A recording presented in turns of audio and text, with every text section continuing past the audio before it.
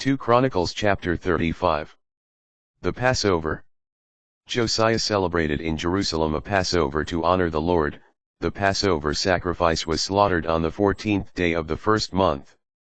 He reappointed the priests to their duties and confirmed them in the service of the Lord's house. He said to the Levites who were to instruct all Israel, and who were consecrated to the Lord, "Put the holy ark in the house built by Solomon, son of David, king of Israel.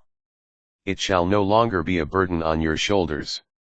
Serve now the Lord, your God, and his people Israel. Prepare yourselves by your ancestral houses and your divisions according to the prescriptions of David, king of Israel, and the prescriptions of his son Solomon. Stand in the sanctuary according to the branches of the ancestral houses of your kin, the common people, so that the distribution of the Levites and the families may be the same. Slaughter the Passover sacrifice, sanctify yourselves, and be at the disposition of your kin, that all may be done according to the word of the Lord given through Moses." Josiah contributed to the common people a flock of lambs and young goats 30,000 in number, each to serve as a Passover victim for all who were present, and also 3,000 oxen. These were from the king's property. His princes also gave a voluntary offering to the people, the priests, and the Levites. Hilkiah, Zechariah, and Jehiel, prefects of the house of God, gave to the priests 2,600 Passover victims along with 300 oxen. Conaniah and his brothers Shemaiah, Nethanel, Hashabiah, Jehiel, and Jozabad, the rulers of the Levites, contributed to the Levites 5,000 Passover victims, together with 500 oxen. When the service had been arranged, the priests took their places, as did the Levites in their divisions according to the king's command. The Passover sacrifice was slaughtered, whereupon the priests splashed some of the blood and the Levites proceeded with the skinning. They separated out what was destined for the burnt offering and gave it to various groups of the ancestral houses of the common people to offer to the Lord, as is written in the book of Moses. They did the same with the oxen. They cooked the Passover on the fire as prescribed, and also cooked the sacred portions in pots, cauldrons, and pans, then brought them quickly to all the common people. Afterward they prepared the Passover for themselves and for the priests.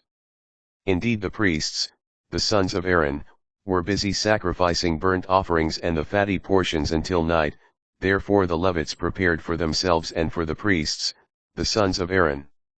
The singers, the sons of Asaph, were at their posts as commanded by David and by Asaph, Heman, and Jeduthun, the king's seer. The gatekeepers were at every gate. There was no need for them to leave their stations, for their fellow Levites prepared for them. Thus the entire service of the Lord was arranged that day so that the Passover could be celebrated and the burnt offerings sacrificed on the altar of the Lord, as King Josiah had commanded. The Israelites who were present on that occasion kept the Passover and the Feast of the Unleavened Bread for 7 days. No such Passover had been observed in Israel since the time of Samuel the prophet. No king of Israel had observed a Passover like that celebrated by Josiah. The priests and Levites, all of Judah and Israel that were present, and the inhabitants of Jerusalem. It was in the 18th year of Josiah's reign that this Passover was observed. Josiah's end. After Josiah had done all this to restore the temple, Necho, king of Egypt, came up to fight at Carchemish on the Euphrates, and Josiah went out to meet him. Necho sent messengers to him, saying, "What quarrel is between us, king of Judah? I have not come against you this day, for my war is with another kingdom, and God has told me to hasten. Do not interfere with God who is with me, let him not destroy you." But Josiah would not withdraw from him, for he was seeking a pretext to fight with him. Therefore he would not listen to the words of Necho that came from the mouth of God, but went out to fight in the plain of Megiddo.